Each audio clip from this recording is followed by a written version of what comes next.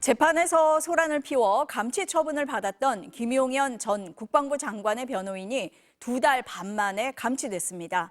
감치 집행 직후 김 전 장관의 변호인단은 반성은커녕 재판부를 원색적으로 비난했는데요. 오늘 이슈플러스에서는 이 문제부터 살펴보겠습니다. 양지민 변호사, 문소영 기자와 함께합니다. 어서 오세요. 안녕하세요. 안녕하세요. 먼저 문 기자, 이하상 변호사가 법정 소란을 피우다 감치 선고를 받은 게 지난해 11월인데 네. 어제 집행이 된 건가요? 네, 그렇습니다. 어제 김용현 전 국방장관의 계엄 증거 인멸 의혹 관련 재판이 있었는데요. 이하상 변호사가 변호인으로 출석을 했습니다. 재판이 끝나고 방청객들이 모두 나간 뒤에 감치가 집행이 됐는데요. 이 변호사는 서울구치소에 구금이 됐습니다. 감치 선고를 받은 지 2달 반 만의 일입니다. 그런데 저희가 당시 상황을 좀 생각을 해보면 변호사가 법정에서 어떻게 저렇게 소란을 피울까? 이렇게 생각이 됐어요. 네, 그랬죠. 그래서 지난해 11월 19일 한덕수 전 총리의 재판에서 벌어졌던 일인데요. 김용현 전 국방장관의 변호인들이 사전 허가도 없이 재판에 들어와서 신뢰관계인 동석을 요청했었습니다. 재판부는 형사소송법상 신뢰관계인 동석이 가능한 상황이 아니라고 허가하지를 않았고요. 그러자 직권남용이라고 법정에서 소리를 친 겁니다. 재판장이 퇴정을 명령했지만 계속 소란을 부리다가 결국 감치 대기가 됐습니다. 이들은 끌려나가면서도 감치해 주셔서 감사하다 이렇게 비아냥거리기도 했었는데요. 이후 재판부는 별도의 재판을 열어서 감치 15일을 선고했었습니다. 당시 상황 잠시 보시겠습니다. 누구십니까? 11월에 공소 신청입니까? 김용현 장관의 그런 비하상 왜 오신 겁니까? 나가십시오. 나가십시오. 말씀하시면 감시합니다. 나가십시오. 자, 감시합니다. 감시합니다. 그 구금 장소에다 유치하도록 하겠습니다. 그런데 그때 감치 명령을 받았는데 곧바로 풀려났잖아요. 네, 맞습니다. 그 감치 장소가 서울구치소였는데요. 신규 입소자를 받을 때는 인적사항을 확인을 하고 입력을 하도록 돼 있는데 인적사항을 묻는 질문에 이들이 끝까지 답변을 거부해서 결국 4시간 만에 풀려났습니다. 감치 집행이 무산되자 유튜브 방송에 나와서 신원 확인을 거부하는 꼼수를 써서 이렇게 풀려났다. 자신들을 감치한 이진관 재판장을 향해서는 막말과 욕설을 퍼붓는 행태를 보이기도 했습니다. 잠시 들어보겠습니다. 집행 불능으로 처리했습니다. 그냥 가시죠. 이렇게 된 거 진짜로. 이진관 이놈 죽었어 이거. 전문용어로 뭣도 할 엄청 위세를 떨더라고요. 근데 불법 구금에 대한 책임을 진관이가 져야죠. 그냥 넘어가면 안 됩니다. 그럼 세상에 공짜로 없어요. 지가 했으면 그 대가를 치러야 됩니다. 네, 근데 결국 감치가 된 거고요. 그 지난번 집행 당시 하루 동안 구금이 됐던 걸로 치기 때문에 이 변호사의 감치는 14일 동안인 오는 16일까지 진행이 됩니다. 근데 그때 보면 이하상 변호사 말고 또 다른 변호사 한 명도 감치 명령 받지 않았습니까? 네, 그렇습니다. 어떻게 됐어요? 그 당시 권우현 변호사도 감치 처분을 받았었는데요. 어제 법정에 나타나지 않아서 감치를 피했습니다. 권 변호사는 재판부를 향해서 해보자는 거냐, 공수처에서 봅시다 이런 협박성 발언을 한 점도 드러나서 감치 15일에 5일이 더 추가된 상황입니다. 두 변호사에 대해서는 경찰의 법정 모욕 혐의 수사와 또 변호사협회 징계 동시에 진행이 되고 있습니다.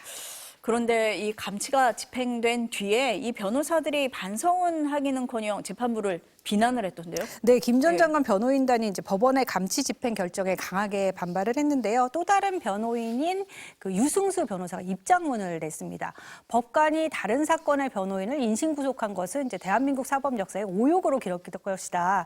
한 판사의 일탈로 법치가 1초라도 유린당해서는 안 된다고 주장을 했습니다. 이어 위헌적 직권남용 범죄에 해당하는 이번 감치 명령에 대해서 즉시 집행정지 신청을 제기할 것이라고 밝혔습니다.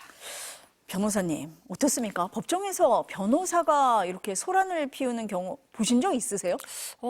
물론 항의를 한다라든지 문제 제기를 하는 것을 볼 수는 있지만 이렇게 정당한 아무런 이유 없이 직권남용을 하고 있다라면서 소리치고 그리고 재판장이 제지할 때는 보통은 변호인이라고 하더라도 거기서 즉시 멈추는 것이 일반적인데 저렇게 하다가 감치까지 되는 상황은 참 정말 이례적이다라는 생각이 들고요. 변호인이라고 하더라도 법적인 절차에 대해 대해서 다투고자 하는 것은 얼마든지 허용이 될 수 있고 재판장의 경우에도 그런 부분에 대해서는 다 이제 허용을 하는 것이 일반적입니다. 그런데 지금은 형사소송법상 이 불가능한 상황에 대해서 계속 주장을 하고 있었던 상황이기 때문에 재판부가 이제 나가라라고 처음에 명령을 내렸던 것이거든요. 보통의 변호인이라고 한다면 아무리 뭐 이해관계인이라고 하더라도 본인의 의뢰인 아니면 관계인을 생각을 해서라도 그런 결과에 영향을 미칠 것을 고려를 해서 저렇게까지 과도한 행동을 하기는 참 쉽지 않은데 정치적인 목적을 가지고 이루어졌다라고밖에 볼 수 없겠고요. 재판부 입장에서는 그러다 보니까 저렇게 감치 명령까지 어쩔 수 없이 내리게 된 것으로 보입니다. 그런데 지난번에 감치 명령이 내려졌는데도 감치를 못했던 게 신원을 안 밝히는 꼼수를 쓴 거잖아요. 법무부가 개선 방안을 내놨다고 하더라고요. 맞습니다. 이 부분에 대해서도 굉장히 이제 비판의 목소리가 많았던 것이 일반인이었다라고 한다면 저 상황에서 인적사항을 내가 알려주지 않아서 결국에는 감치가 불능의 상황에 처하게 될 것이다라는 것을 알지 못했을 것이고 대부분 인적사항을 대고 감치가 됐을 겁니다. 근데 변호인이다 보니까 이제 법적인 지식을 저렇게 활용을 한다라고 해서 굉장히 비판의 목소리가 많았던 걸로 기억을 하고요. 일단은 법무부 입장에서도 이 부분에 대한 문제 제기를 한 것으로 보입니다. 왜냐하면 본인이 저렇게 4시간 동안 본인 이름이라든지 주민등록 번호라든지 어떤 신원을 정보를 주지 않으면 집행이 불능한 상황이 되기 때문에 교도소에 구치소에 감치될 수가 없는 것입니다. 이 부분은 분명히 좀 법적인 절차적인 문제가 있다라고 보여지고 이 부분에 대해서 법무부가 그러한 절차적인 요건을 완화해야 된다라고 이야기를 했습니다. 그래서 법원을 통해서 인적사항이 특정이 되고 그것이 법원 직원으로부터 확인서 형태로 전달받을 수 있다라고 한다면 일단은 감치시키는 것이 맞다라고 또 지금 이야기가 나오는 상황이어서 추후에 좀 보완이 돼야 되는 필요성이 있어 보입니다.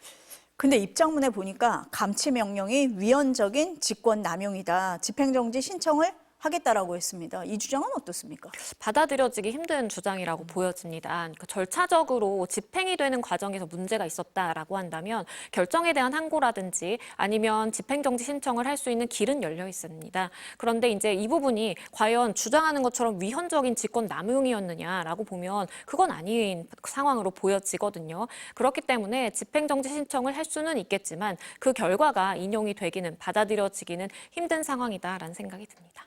변호사협회 징계는 이루어질 걸로 보십니까? 당연히 이루어질 것으로 보입니다. 변호사협회의 징계는 법령을 위반했다라든지 어떠한 직무를 잘 수행하지 못한다라든지 품위유지 의무를 위반한다라든지 이런 3가지 갈래로 나눠지게 되는데 물론 그 징계 수위의 정도를 보면 뭐 견책부터 아니면 일을 못하게 하는 정도까지 이르를 수가 있죠. 그런데 지금 상황은 변호사로서 본인이 사실 판사 개인에 대한 공격뿐만 아니라 법적인 절차, 사법 절차에 대해서 존중하지 않고 법원을 공격한 행위로 해석이 될 수가 있겠고요. 그리고 이것이 이제 뭐 외부로 알려지고 많은 이제 국민들이 접하게 되면서 사실상 변호사의 품위유지 의무 위반에 당연히 해당하게 되는 것으로 보여요. 그래서 문제는 징계 수위가 어느 정도로 될지 정도 차이는 있겠지만 징계를 반드시 받아야 되는 좀 상황으로 많은 변호사들도 목소리를 모으고 있고 이런 비슷한 상황에서 충분히 내려졌던 사례도 있기 때문에 가능성이 있어 보입니다. 징계 사유가 충분하다라고 보시는 것 같습니다.